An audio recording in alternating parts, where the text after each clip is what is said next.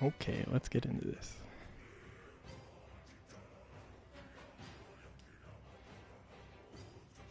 So Dark Alliance is one of quite a few video games that features Drizzt, Duarden, and the Companions of the Hall. Oddly, they seem to be far more common to be used in video games than in tabletop games. I think they've only actually appeared in one adventure specifically. But this game also takes place right in between the first and second books, or third and fourth books, depending on how you look at it, in the Drizzt series. The first book written, The Crystal Shard, which later became the fourth in the Legend of Drizzt series of novels, which is now 38 long. I think the 38th was just released over 40 years. By R.A. Salvatore. I'm just going to go ahead and play through the beginning again. So if you haven't played it, you can see it. There's some cool cutscenes. This game has been fairly well panned, which I'm enjoying what I've seen so far, but I definitely see reason for the complaints.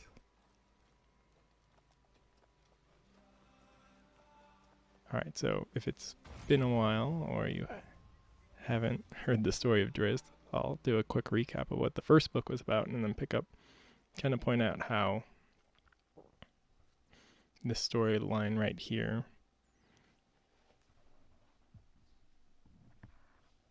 the Goblins of the Gates, how it, I don't know if it's quite a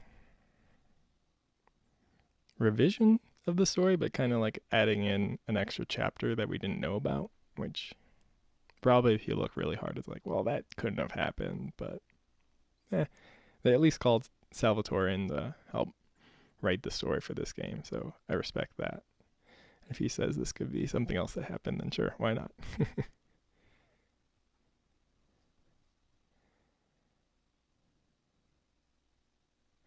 But yes, in the Crystal Shard, oh, what's this? The goblinoids are attacking the dwarven fortress near Kelvin's cairn in Icewind Dale.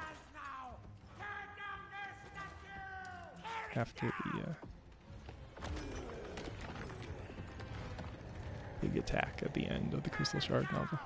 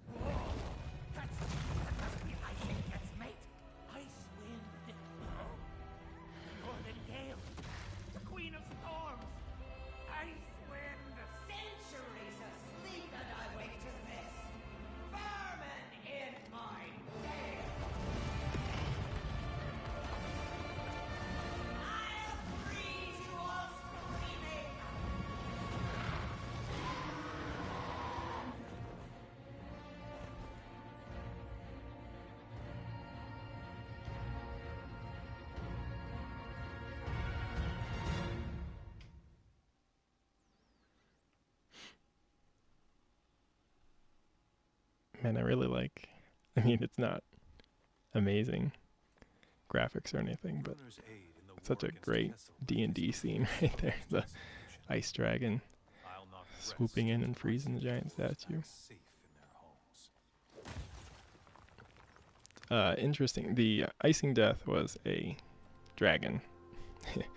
Icing Death is a nickname. His full name is Ingeloa Castamazillion. So, Icing Death was a dragon that Drizzt and Wulfgar fought and killed. So I don't think there was any mention of a mate in the books, but it's cool to bring in that storyline. Like, hey, you can't just kill a dragon and have no ramifications.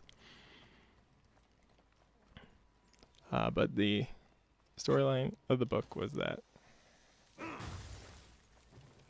Drizzt, the Drow barbarian, Drizzt, the Drow ranger, who I'm playing as right now, was in Icewind Dale, which is far to the north of the Forgotten Realms along the Sword Coast.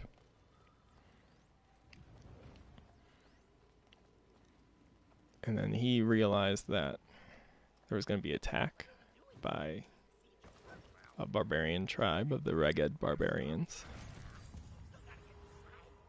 who get their name from the glacier, the Reged Glacier, that also contributes to the name of Icewind Dale for the location, because the predominant wind in that section of the world comes from the east where the glacier is located.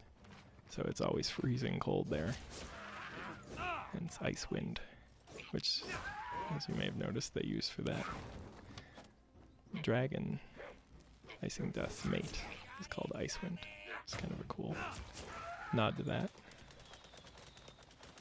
But Drizzt learns of an incoming barbarian attack, and then he notifies his friends, Bruenor Battlehammer, who is chief of the dwarves in the area, as well as Regis, the halfling.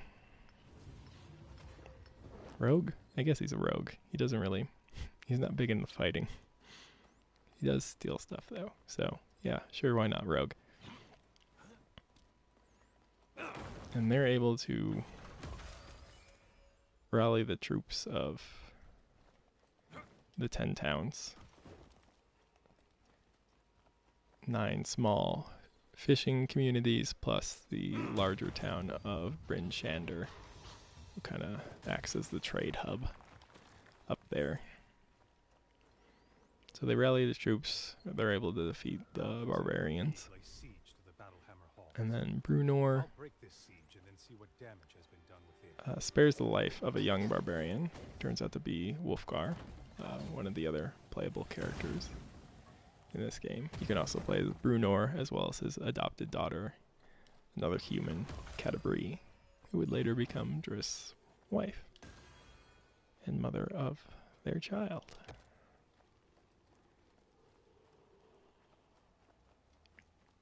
And then alongside that, there's a story of this apprentice wizard, Akar Kessel, who is promised a seat at the table, as it were, to become a wizard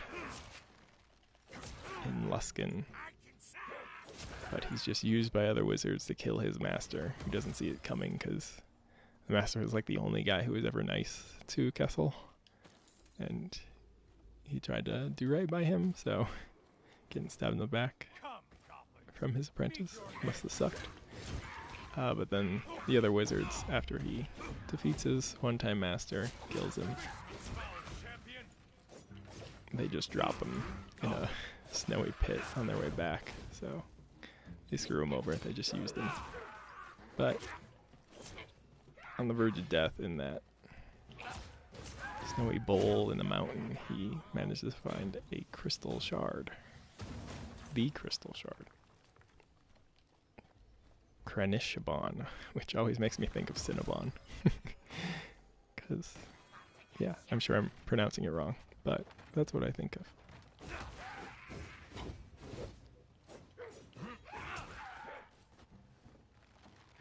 You also might notice I'm playing this fairly easy mode, because I'm not good at this game. It took me ages to beat the last boss I was fighting, so I figured I'd just keep it simple to keep this going.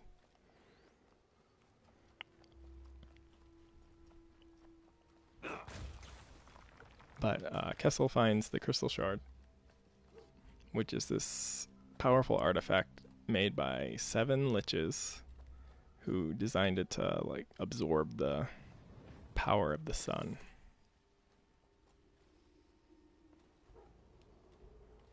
which makes me think of that tower from Dark Sun, but I'm pretty sure this was out before Dark Sun, so the book, the Crystal Shard, so maybe they got it from him. But the Crystal Shard wound up absorbing the power of the Liches instead and wiping them out and becoming this powerful evil relic before being tossed around the multiverse by an angel or a celestial of some type who was trying to get it away from the hands of the fiends. Specifically Urtu, will show back up in the story as well.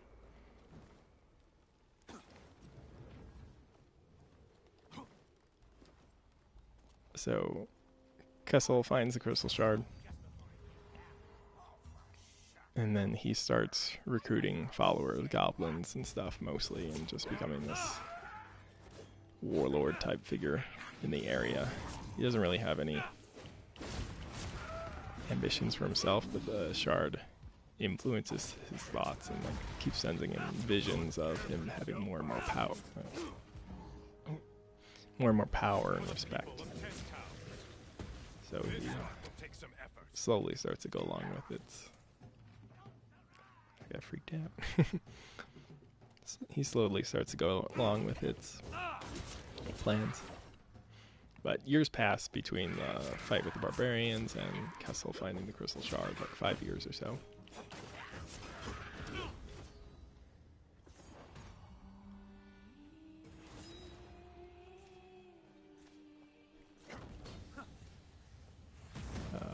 Wulfgar's grown up into this very strapping young lad who Bruenor makes the magical hammer Aegis Fang for. It's made of Mithral and adamantine. It has diamond dust, magical engravings on it.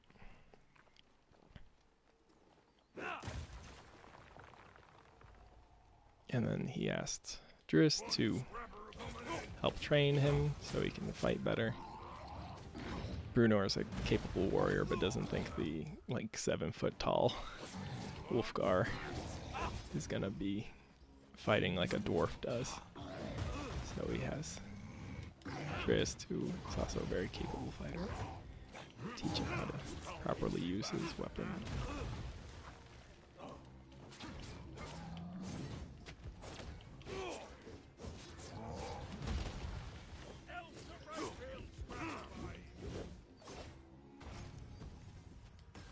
And while they're out training, they discover some verbiage. I doubt that's how it's said, but that's how it's pronounced. Or that's how it's written in my mind. These giant, the least of the giant. They had attacked some dwarves while scouting ahead for the incoming army that Kessel's been growing this whole time. He's got the giants and these verbiage, and it's soon revealed that the remaining tribes of barbarians, of which Wulfgar is a member of their tribe, have also been brought to his cause as well. The Crystal Shard kind of allows him to bend people's will, so the various creatures have more or less desires to actually be part of this. The leader of the elk tribe of the Ragged Barbarians definitely is not happy about taking orders from Kessel.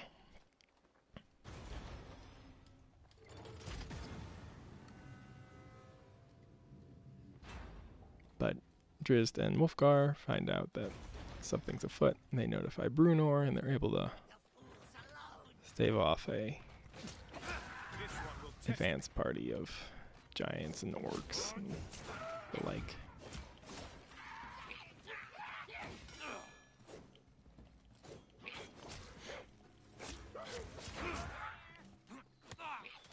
And then they go about trying to get the people of 10 towns to work together again, because last time, 5 years previously, almost immediately they started fighting amongst each other again.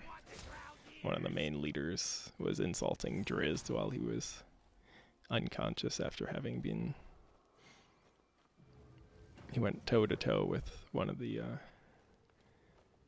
leaders of the barbarians and was in bad shape, and the leader of one of the 10 towns started like kicking him while he was down because he's a drow and all that jazz. Which is a lovely thing to do for the guy that just saved your entire town and way of life.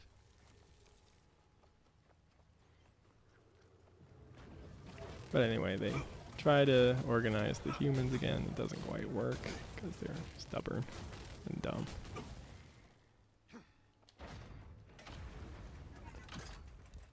So instead, Drizzt and Wulfgar go about completing Wulfgar's father's quest. It was something that he was tasked with doing, which would allow him to rightfully challenge for the spot of chieftain, leader of the barbarians, which was to kill Icing Death, the dragon. So with Drizzt's help, they're able to do so. The killing blow is Wulfgar throwing his magical hammer up into a giant icicle. I don't know if there's a better term for a giant icicle. But it drops down and impales the dragon and ends it. And Drizzt also finds one of his iconic dual scimitars. He's often fought with them. He learned a bunch of different techniques back in Menzo Branson from his dad, but he always was best with the twin scimitars. So he found a magical one, which he would later call Icing Death, in respect and homage to the dragon.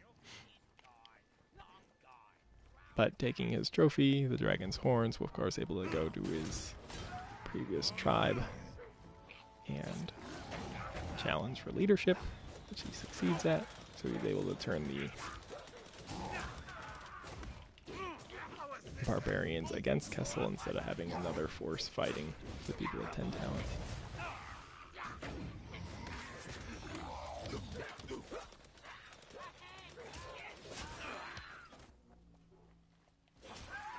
While Bruenor rallies his dwarves to help out, and then eventually the humans come around, but after some of their cities are practically destroyed, they're messed up pretty good. Town's burning and the like. They're finally like, maybe we should band together. It's like, yeah, you think?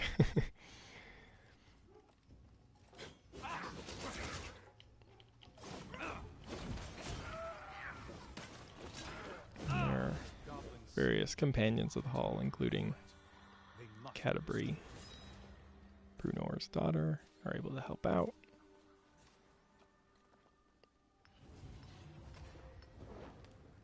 Regis, the halfling rogue, who isn't playable. I haven't seen him yet in this game. He's been mentioned by a merchant. I don't know why they didn't just use him as the merchant. Like, it didn't quite fit, but I get him not being a playable character because, again, he's not really a fighter. At least not at this point in the story, so that makes sense. But, I don't know, having him show up would have been cool. So, buy your stuff from this guy. But anyway, Regis is able to help by distracting Kessel while Drizzt is off taking out that demon Urtu, who has been helping Kessel as well and plans to take the crystal shard once the very incompetent wizard eventually dies.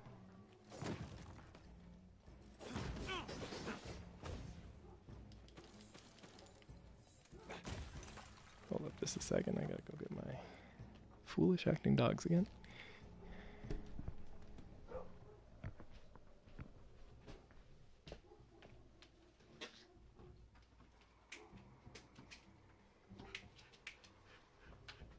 Rogue, come on.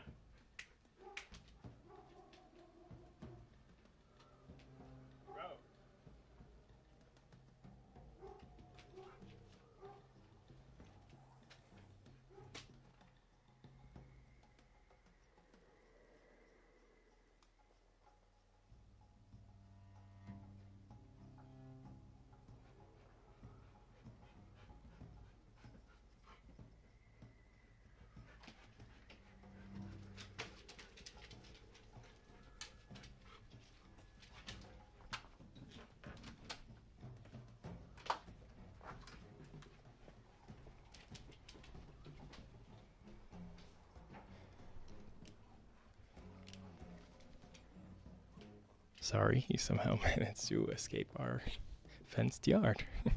That's fun.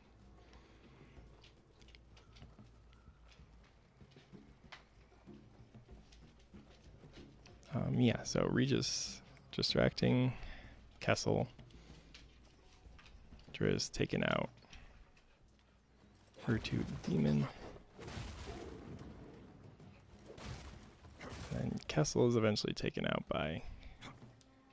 tries casting a spell and like brings the mountain down on top of him and the crystal shard.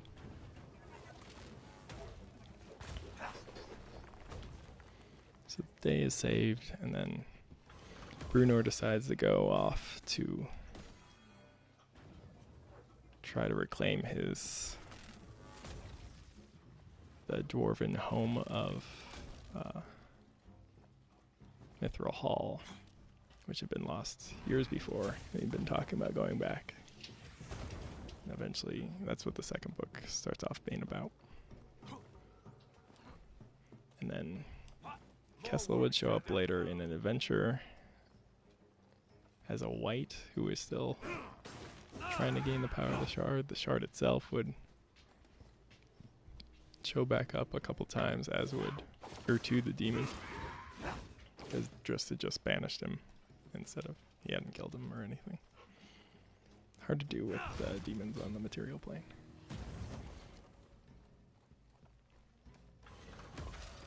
So this kind of sets up, this game kind of takes place between the end of the first book and the,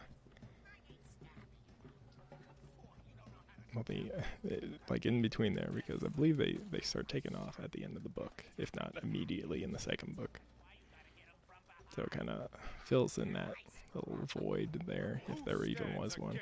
It says that after they get back from everybody fighting Kessel's forces, that this goblin army has invaded their home in Kessel, or what's it called?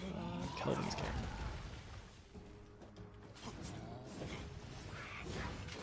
So that's what we're fighting about, and then they get attacked by Icing Death's mate, which you saw.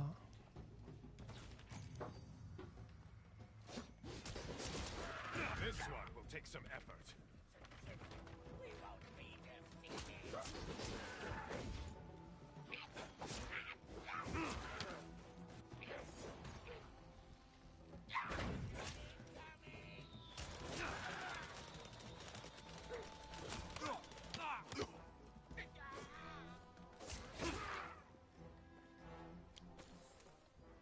Again, I like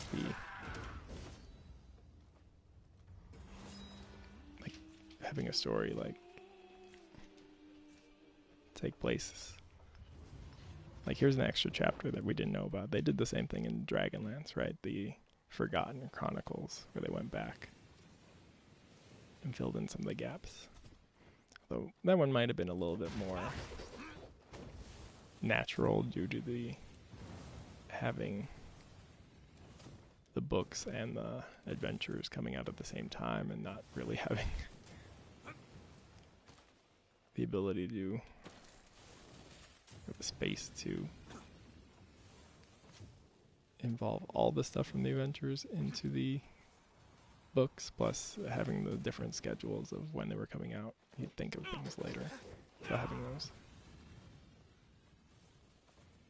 Lost Chronicles kind of made a bit more sense with that. It was always implied that, hey, something else had happened here, and they just had a chance to go back and fill in the gaps. Versus this is, I don't think reading it you would assume, hey, what are we missing of this story? I mean, maybe I'm wrong. That's not the impression I got. But I do at least appreciate that they brought in Salvatore, the author. So, if anybody's going to be like, yeah, this could happen here, then sure, why not? Plus, having it at the beginning of the story kind of allows you to go to these iconic places. Icewind Dale.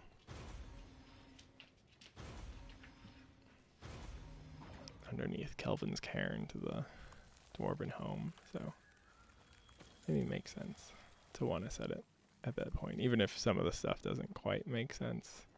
Because, like, I just have random stuff as Drizzt right now when I should have Icing Death, the sword. And I'm pretty sure you can unlock Twinkle, even though he didn't get that one until another book or two down the line.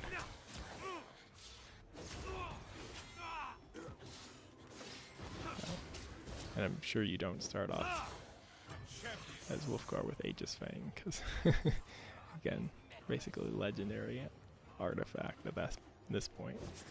Magical, double-headed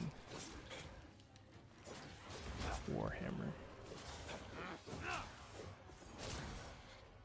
That Thor style returns to his hand after he throws it, which is a cool property for a weapon in D&D, I feel. So yeah, go ahead, throw it, and it comes back. Don't worry about it, especially things that you're supposed to throw, like throwing knives and the like. But stuff you don't, like the Dwarven thrower, is a cool artifact to have. I think maybe not an artifact, but a powerful weapon.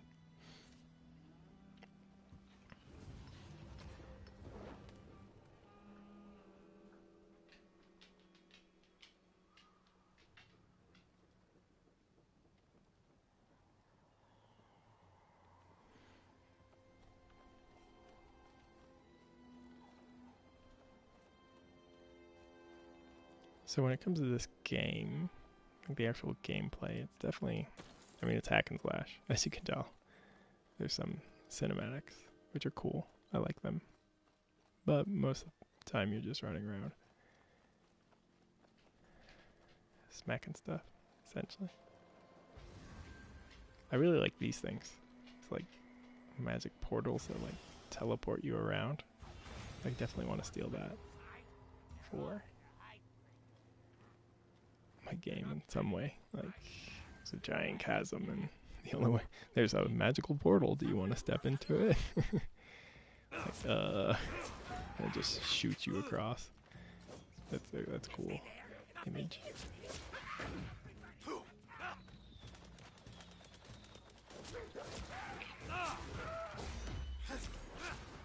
But yeah, gameplay itself, it's alright. There's some clunky things.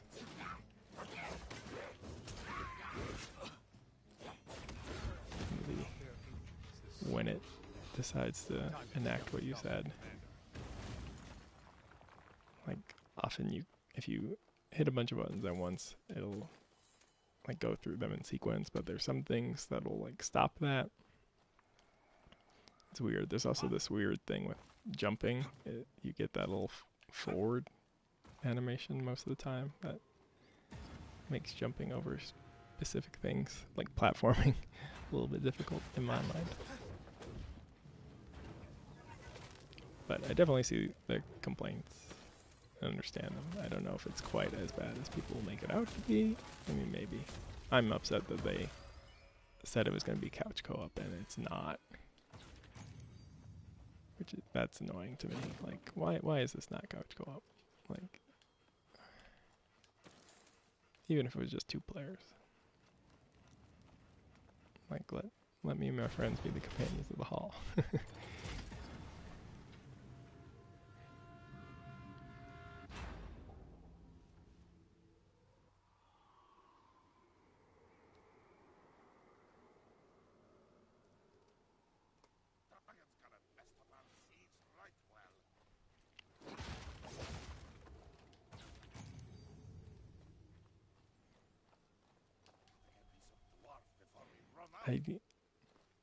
I'm not sure how accurate this gigantic, ridiculous dwarven fortress is for where we're at.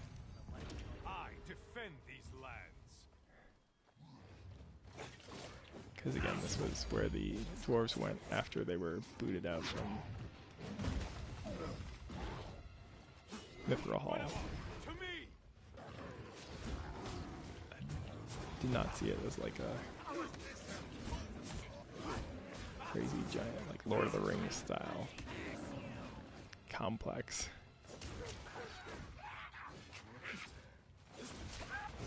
So it makes me like, if this is what this refugee situation is like, what is Mithral Hall or Gauntlgrim supposed to look like? Because this is so grandiose. Like,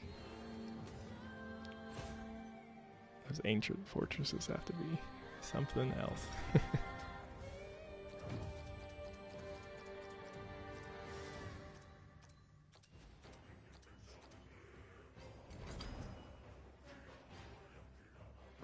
My years training at the Melee MacFair continue to pay dividends.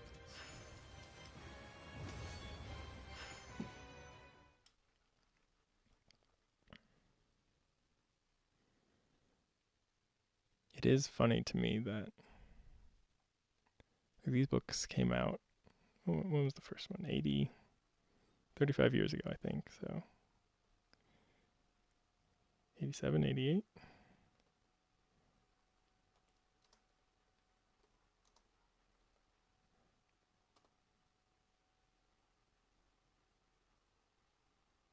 '88. And at that point, basically, Salvatore just got to do whatever he wanted to in the far north. Ed Greenwood, who made the realms, had a bunch of stuff fleshed out all over the place, but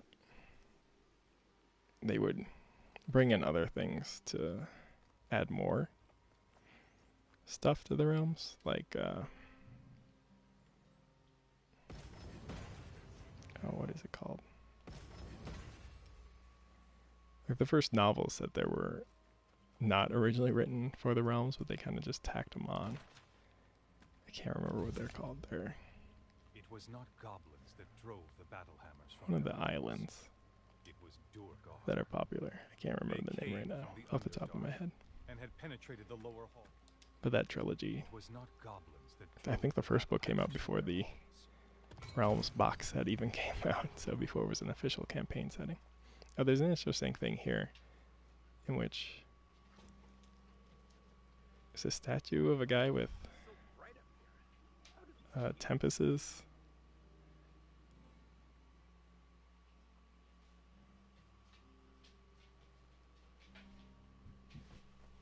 shield. It's interesting. It's Trials of Tempest, which is a god that the barbarians follow. So I don't know why the dwarves would have a statue of a guy with. I mean, I guess they're just video game purposes. But I saw that, I was like, why wouldn't they have a dwarven deity? Like Moradin or something like that. Alright, so second chapter, Halls of the Duergar. It was not goblins that drove the battle hammers from the halls, it was Duergar. They came in from the Underdark and had penetrated the lower halls, exposing the dwarves to attack. With the dwarven warriors off fighting Kessel, those dwarves who remained behind were no match for the invading Duergar. Before the battle hammer halls could be secured, we would have to seal the Duergar breaching tunnels. This is kind of a cool idea. I think this makes a little bit more sense than the goblins and orcs, because at this point they were all kind of following Kessel. I guess you could say there was other ones, or this was an offshoot that he was like, also attack the dwarves at the time. I guess, maybe. But the Duergar, like, he's seizing the opportunity. And the Duergar are essentially what Goblins invade the valley the and Duergar are to dwarves as drow are to elves. There's these Underdark dwelling, I don't want to say corrupted version, but kind of. They are usually evil.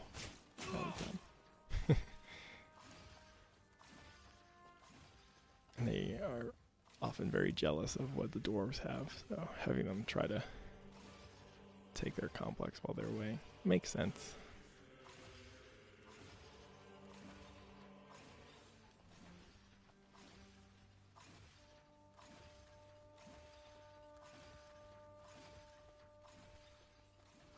Although, playing through it, they have some cool different Duergar stuff, but I haven't, so I'm misremembering it.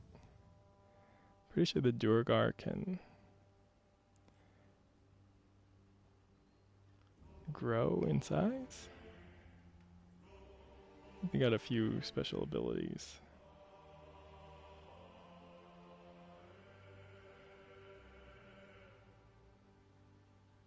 Yeah, they enlarge and they could go invisible, which I haven't seen yet in this game, which is, maybe I just haven't reached those enemy types yet, but I would hope they would. And they got these like shot troop guys, but I don't know, I think it'd be cool to have you fighting one and then all of a sudden creature, it's like whoa. Or able to turn invisible like Drizzt can do. I think that'd be a fun challenge. But I haven't seen that, which is unfortunate. So like, at this point they might as well be dwarves. They do have some that seem to have some kind of magical or psionic abilities, but they don't strike me as Duergar style. I don't know. Also, trolls suck in this game.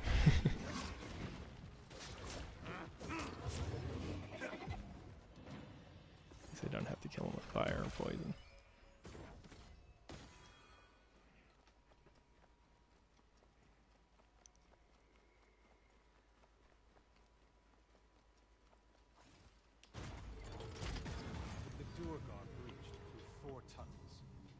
But yeah, what I was saying earlier about this being like a almost refugee style. Like at one point in the books, Bruenor shows up with like 50 dwarves to help fight the army, and they're like, this is like half the fighting force. So you got like 100 warrior dwarves, and who knows how many other like children or non-combatants. But like for them to build like this ridiculous underground structure that we're in is like, and they had said that after losing Mithral Hall, the dwarves were kind of essentially depressed. They were kind of lost their will to live in a little bit. So they were depleting over time, just growing old or just like whatever. We're never getting back to our home, so. Like it had been long enough that Bruenor was like the oldest one that remembered. And even it'd been such a long time and he was so young at the time that he doesn't remember exactly where it's at, which is like the big issue. Them having it forced out. It's like they just don't know how to get back home. So it has been a long time, but still, even then, kind of like, this doesn't seem to me like the work of dwarves who have given up. Like, this is ridiculous. It's awesome, but plus they make a big point about Wulfgar not liking it because he's always cramped and having to duck and stuff. And it's like, if this is where he was for 5 years, I don't think he'd have any complaints. Like, there's nothing but space.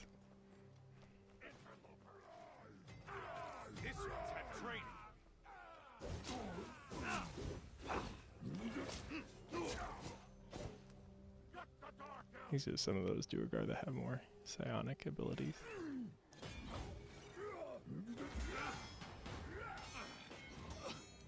They're cool, but I don't know, they don't strike me as Duergar. They look like psionic monks, more like to me.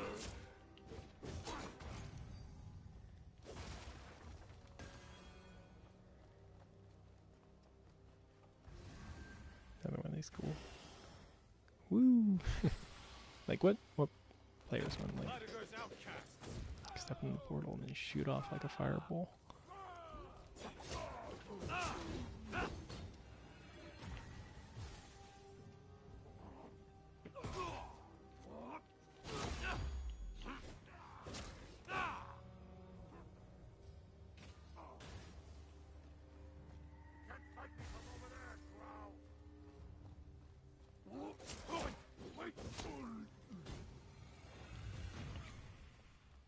I know the cover art for this game has Kelvin of Kelvin's Cairn on the cover, so I believe at some point you fight that frost giant, which is cool because it's kind of a throwaway line in the novel of, like, it's called Kelvin's Cairn, which a cairn is like a pile of rocks used as like a burial site. To place somebody down, you cover them in rocks, it's a cairn. And the Kelvin's Cairn is like in the middle of this flat tundra, basically. And then there's just this pile of giant stones that looks like a cairn. And they mention that the barbarians believe it was from Kelvin, this frost giant. But I don't think it's ever really explored in the books beyond that. I haven't seen any like other info about Kelvin, but I think it's cool that they decided to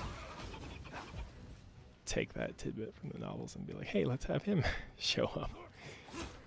Like, I don't know what role he has to play. I haven't gotten to that part yet, but it'd be cool to see that.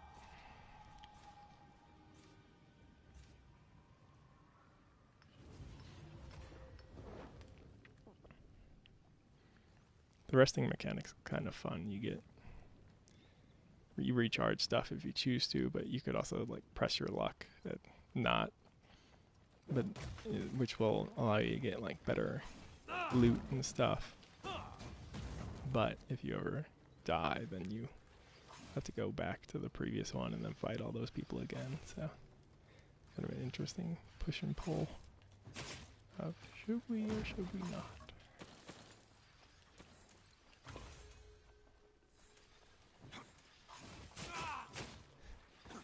That was dumb.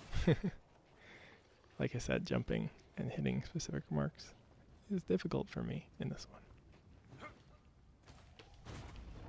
I don't like animations that make me do stuff that I didn't tell it to do. That little forward stumble there. Like, just let me land where I land. Like in the lava.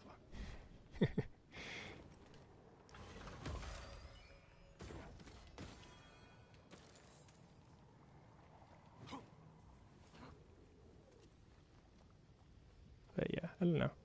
I think this game is fun. I definitely wish I could play it with more people, but again, no couch co-op. I don't have PlayStation Plus.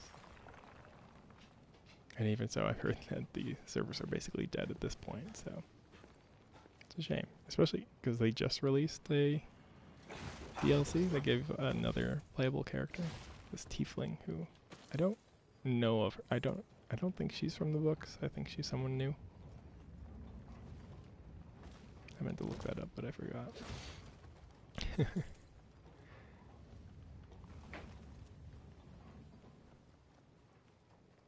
But she's part of a DLC where it gives you a few more levels, and it makes reference to the Blood War. The war between demons and devils, so that'd be interesting to see what they were doing for that. But considering that DLC cost more than I paid for the whole game, maybe I'll wait for a sale.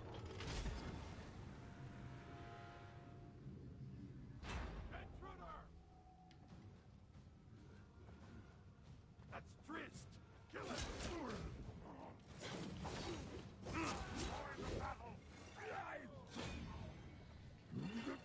I did want to take this opportunity to talk about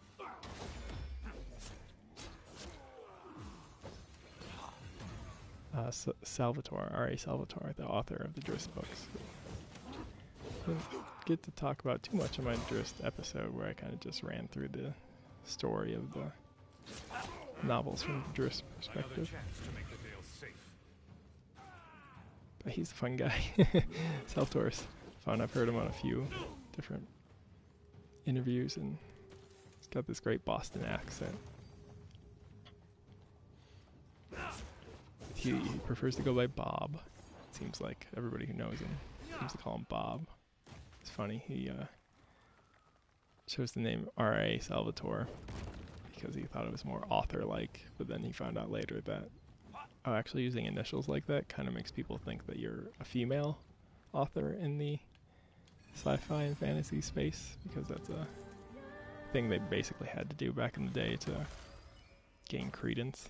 Because, you know, lovely old sentiments of sexism that women can't write this, blah, blah, blah. So he found out later, like, oh yeah, I thought you were a woman because the initial thing is what they do. It's like, oh, wait, I could have just been Bob? It's like, yeah. It's like, darn it.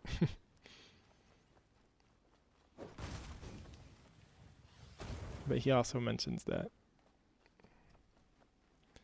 he describes writing the books almost as like how people read the books, in which he's just, the story kind of just flows out of him, and he like will just keep writing because he wants to know what happens next. He describes the characters as his imaginary friends, because they'll just do stuff that he wasn't expecting. They almost seem to have their own life. He's like, yeah, they'll just talk to me and tell me. He had an anecdote about most of the companions, everyone except Drizzt, had died at one point in the books, and then Mylaki, the goddess Drizzt kind of worships, like Cattie-brie does. Drizzt goes back and forth on things. But she brought them all back to life. And he originally planned on not bringing Wulfgar back to life, because unlike everybody else, I don't know how Regis died. But Cattie-brie and Regis died because of the spell plague. Bruenor died in battle against a red wizard and a pit fiend. I think it was a pit fiend that did him in. But Wulfgar just kind of went off and lived a life. So he had like children and grandkids and stuff. And so Salvatore at first was just going to leave him dead. It's like, I already lived my life. But then he's writing, and he has Guinevere, Drizzt, figurine of wondrous power, panther companion, start growling off in the distance, and then it's like, oh, Wulfgar's there. Well, of course Wulfgar's there. Who, from the, Wulfgar was also supposed to be like the main character of the books, because at the time, they were, TSR, I assume, was not keen on having a drow as the main character of the books. So I was like, no, those people are not people, really. They're just evil. Which, thankfully, is changing. For a host of reasons why that's problematic. Another battle ahead. But yeah, Wulfgar was kind of billed as the main character, and Drizzt was more of a side character, which if you read the book is not the case. I know he's edited stuff, and I got a more updated version. He adds like the Drizzt little, I don't know if they're letters or just his little side pieces of information. He'll have like it's like a journal entry, basically, where Drizzt is talking about what he's thinking about. Those have been added to the books. I think they first showed up in the Homeland trilogy, the second trilogy of books, which is now considered books 1 through 3 of the Legend of Drizzt. It's about his time in Menzo and before all the stuff with the Crystal Shard. I think he originally wrote those in those books, and then he liked doing so. He Salvatore talked about like emulating a different author who was writing everything in first person, and he really liked that, but his books had too many characters for that to be a feasible thing for him, so he compromised by just, I'll just have these sections where Drizzt, only Drizzt like talks the,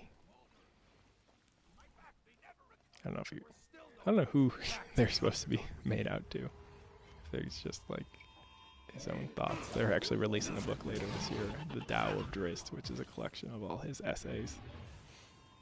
It's interesting because a lot of the time they are kind of is philosophizing about life and stuff. So it's interesting. I'm gonna pick that up.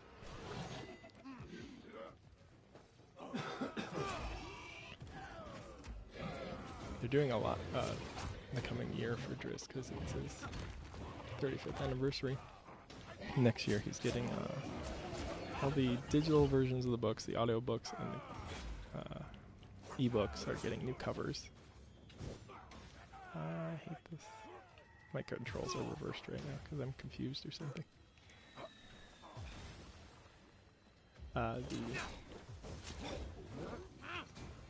So he's getting new cover art for the books. It's cool. The Tao of Drizzt is coming out this year. They're giving him a visual dictionary book, which I always like those, where it's like, here's all the stuff from the world and pictures and stuff. So I think I'll definitely check that out. Get different versions of the art and stuff. Then he's also getting a webcomic, but it focuses on his and Cattie-brie's daughter as a teenager or a tween, I think they say she is at that point. Which will be an interesting. I don't know. I don't remember if they said that Salvatore was writing those or not. That would make the most sense to me, but I'm not sure.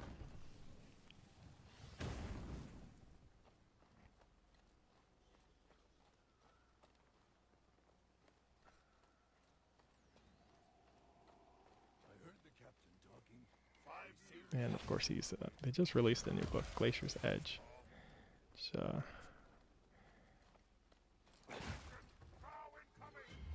detailing a new drow city even further north. Like really in the middle of nowhere. Where they don't worship Lolth or anything. Which, as usual with these kinds of things, got some pushback from people being dumb. Just like, this was never a thing before. It's like nobody knew. Like in the story, nobody knew about it. So that argument's kind of dumb. Like, you never mentioned this before. Well, of course not, because it's a new thing. But in the world, nobody knows about it, so it shouldn't have come up before.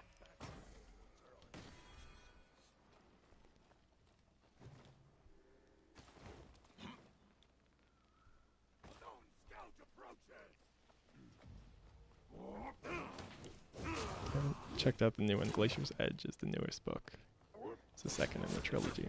It's the first one was about Cattie-brie, Jarlaxle, Drizzt's dad, Zaknafin, and his one-time rival, Artemis Intriri, the assassin, making the trek, and then at the end they're left in a bad spot. So hopefully Drizzt is in that one more. I kind of missed Drizzt from the previous book. He had some chapters, but he was on a road trip with his daughter, essentially. What did I forget to do?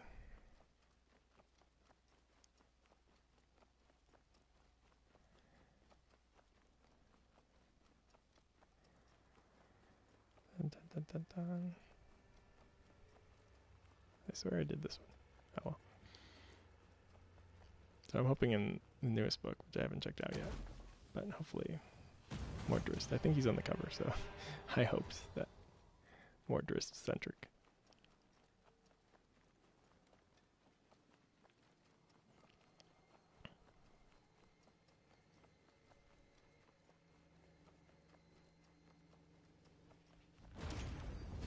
Time to rid the gale of another troll. This is the boss that took me ages to fight.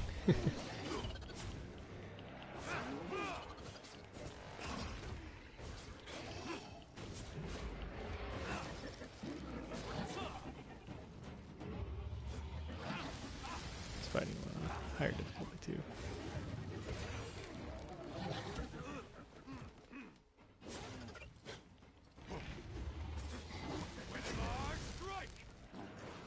wish they did more with Guinevere in this. They have her as this like special power, but I'm not usually good at unlocking it, so I rarely get to see her. She helped make that real easy.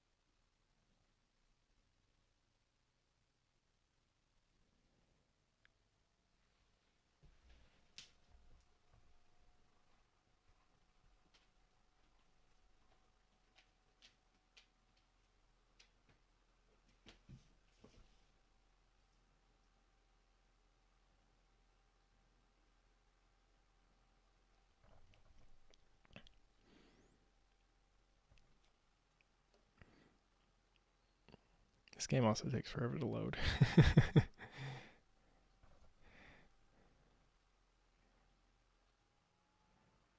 But I think it's about an hour, so I think that works for me. Thank you very much for tuning in, either during the live stream or after the fact. If you like this, leave me a message. Let me know. I'm also trying to raise some money for Extra Life. There's a link in the description if you want to check that out. I got incentives for the podcast. You can recommend a topic if you donate $20. Every $100 I'm gonna release a bonus episode, which I think I just hit one. Let me see.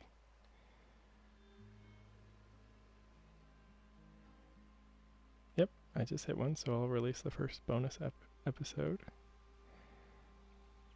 as soon as I record it. But yeah, thank you guys very much. Have a great day.